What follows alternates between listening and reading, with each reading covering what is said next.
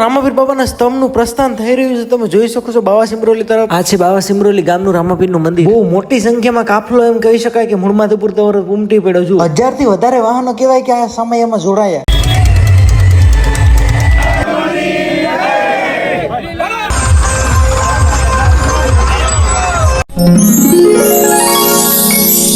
તો મિત્રો પહેલા તો બધાને જય રામાપીર, જય હિન્દવાપીર. તો મિત્રો આજે એમ કહી શકાય કે આપણે છે કેશોદ તાલુકાના બાવા સિમરોલી ગામની અંદર કે જ્યાં આજે વાસ્તે ગાસ્તે સમસ્ત ગામજનો રામાપીર બાપાનો સ્તંભ લેવા માટે એમ કહી શકાય કે મૂળમાધવપુરની પાવન ભૂમિ પર જવાના છે. અને ખરેખર મોટી સંખ્યામાં માનવ મેરામણ આજે અહીંયા ઉપસ્થિત થવાનું છે. અને આવનારી તારીખ 7/5/2026 રોજ સવારના 9 કલાકે રામાપીર બાપાના મંડપની સ્થાપના છે. તો તમે સ્થાપનામાં પણ પહોંચી જજો.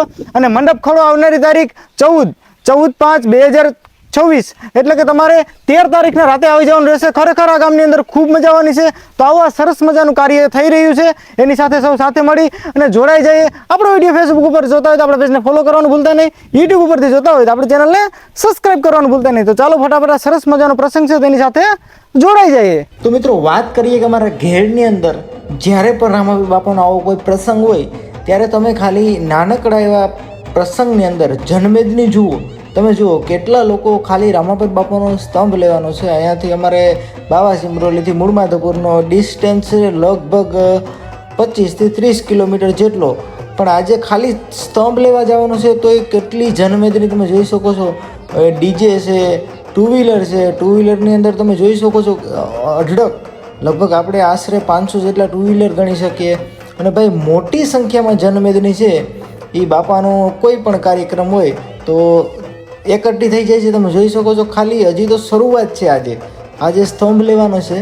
અને તમે વિચાર કરો ખાલી અહીંયા રામાપીર બાપાનો મંડપ થશે, જે મંડપ ખડો થશે ત્યારે અહીંયા કેટલું માનવ મેરામણ એકત્રિત થશે. મિત્રો ખરેખર આ રામાપીર બાપા પ્રત્યેની અખૂટ શ્રદ્ધા અને અખૂટ લાગણી હોય છે. બાકી તો આપણે ઘણા ઠેકાણે અલગ અલગ પ્રકારના ધાર્મિક કાર્ય જોતા હોય, પણ આ ઘેડની અંદર જેટલું માનવ મેરામણ એકત્રિત થાય એટલું મેં બીજી કોઈ જગ્યાએ જોયું ને. તમે જોઈ શકો છો ટ્રેક્ટર હોય, ટુ વ્હીલ હોય કે પોતાની 4 વ્હીલ હોય, બધા જ લોકો પોતપોતાની રીતે પોતાના વાહન લઈ અથવા તો જાહેર જે કંઈ વાહનો છે તમે જોઈ શકો છો ટ્રેક્ટરો મોટી માત્રામાં. અને ભાઈ ખરેખર એક જ નાદ, બધાના મુખે એક જ નાદ, જય રામાપીર, જય રામાપીર અને જય રામાપીર. ખરેખર મિત્રો આમાં આ સ્તંભ લેવા જઈ રહ્યા છે મૂળમાધવપુર અમારા જ ગામની અંદર.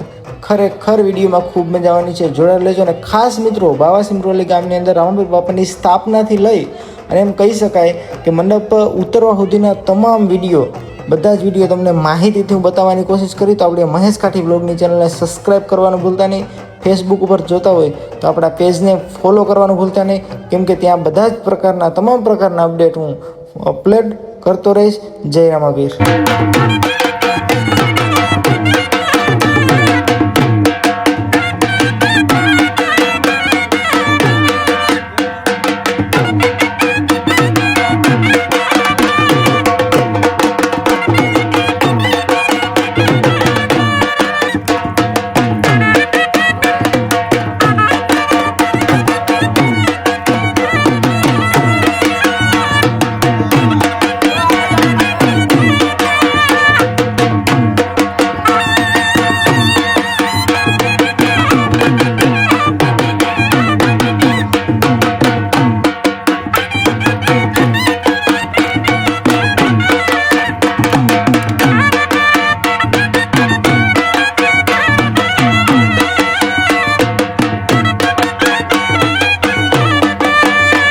તો મિત્રો ખરેખર અત્યારે ગરમીનો માહોલ હોય અને ઉનાળાનો માહોલ હોય અને બપોરના લગભગ 11-12 જેવો ટાઈમ થયો હોય તો ખૂબ જ તડકો હોય. તો શ્રદ્ધાળુ યાત્રિકો માટે ગ્રામજનો દ્વારા તમે જોઈ શકો છો સરસ મજાની વરિયાળીવાળા શરબતની પ્રસાદીનું પણ આયોજન કરેલું હતું. તમે જોઈ શકો છો. અને ભાઈ અમારે ઘેડની અંદર મેં તમને જેમ વાત કરી એમ કે આવો પ્રસંગ હોય એટલે કોઈ પણ વસ્તુ નાની માત્રામાં ન હોય. તમે જોઈ શકો ટાંકા પ્રસાદના પીવડાવી દેવામાં આવ્યું. તો મિત્રો બાવા સિમરોલીની જન્મેદની છે એ ફાઇનલી મૂળમાધવપુર રામાપીરના મંદિરે પહોંચી ગઈ કે જ્યાં રામાપીરનો સ્તંભ પડ્યો છે. તમે જોઈ શકો છો સરસ મજાની જે કંઈ ગતિવિધિઓ કરવાની હોય મૂળમાધવપુરના અમારા જે કંઈ સ્વયંસેવકો દ્વારા અને આગેવાનો દ્વારા અને તમારા જે કંઈ બાવા સિમરોલીના આગેવાનો દ્વારા બાપાના સ્તંભની વિધિ તમે જોઈ શકો છો. હાર ચડાવી અને જે કંઈ નાની મોટી સ્તંભની વિધિ કરી અને સ્તંભને એમ કહી શકાય કે સિમરોલીના જે કંઈ આગેવાનો છે અથવા તો ગ્રામજનોને સોંપી દેવામાં આવ્યું. ને તમે જોઈ શકો છો આ છે સ્તંભની સોગઠને પણ સોંપી દેવામાં આવી છે. ભાઈ ફાઇનલી સ્તંભને લઈ અને ટ્રેક્ટર દ્વારા એમ કહી શકાય કે બધી જ જનમેદની છે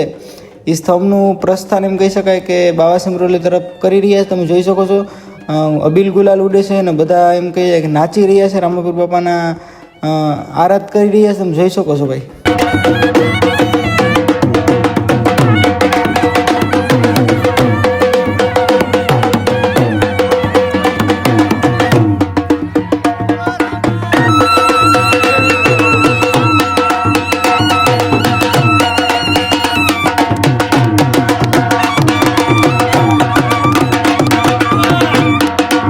મિત્રો એમ કહેવાય કે રામાપીર બાપાનો સ્તંભ છે એ બાવા સિમરોલીની પવિત્ર ભૂમિ ઉપર પહોંચી શક્યો છે. તમે જોઈ શકો છો બધા જ ટ્રેક્ટરો અને સંતો ભક્તો અને બધા જ શ્રદ્ધાળુઓ એમ કહી શકાય કે જ્યાં જે જગ્યા ઉપર રામાપીરનું એક્ઝેક્ટ તમે બાવા સિમરોલી એન્ટર થાવ તો રામાપીરનું મંદિર આવે એની એક્ઝેક્ટ પાછળ સરસ ખેતર છે, એની અંદર સરસ મજાનું રામાપીરનું જે ધાર્મિક કાર્ય થઈ રહ્યું છે.